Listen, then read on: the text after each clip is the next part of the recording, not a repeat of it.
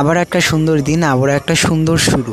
তো আমি কালকে রাত্রে ভেবেই ঘুমিয়েছিলাম যে আমাকে আজ তাড়াতাড়ি উঠতেই হবে, কারণ কাল কম্পিউটার।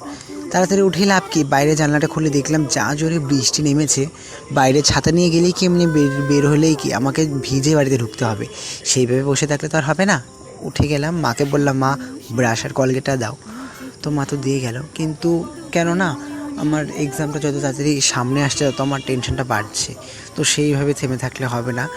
তো তাড়াতাড়ি করে আমি ফ্রেশ হয়ে নিলাম। ফ্রেশ হওয়ার পরে আবার আমার সেই রুটিন, এভরিডে জল খাওয়ার। তো আবার আমি জল টল খেয়ে নিচ্ছি। জল খাচ্ছি আমি বাইরে, যেহেতু ওয়েদারটা একটু সুন্দর, আমার খুব ভালো লাগছিলো ওয়েদারটা। তো ওয়েদারটা একটু ফিল করতে করতে জল খাচ্ছিলাম। তারপরে মা চা দিয়ে দিল। কফি আমি খুব ভালোবাসি, বাট আমি অল টাইম চা আর বিস্কিট ছিল না দেখে আজকে বন্ধই চা খাচ্ছিলাম। বাইরে দেখছি যে ওয়েদারটা কখন ঠিক করবে, যেহেতু আরেকটু খারাপ করে দিয়েছিল, বৃষ্টি হচ্ছিলো। তাও ভাবছিলাম যে আজকে কম্পিউটার দিতে পারবো কি পাবো না।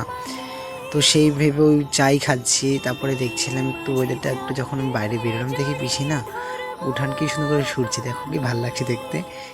তো যেই বিছানাটা সারাদিন পরে থাকি ওই বিছানাটা চুটকি মেরে ঠিক করে নিলাম। তো বিছানাটা ভালো থাকলে অলরেডি মুডটা ভালোই লাগে।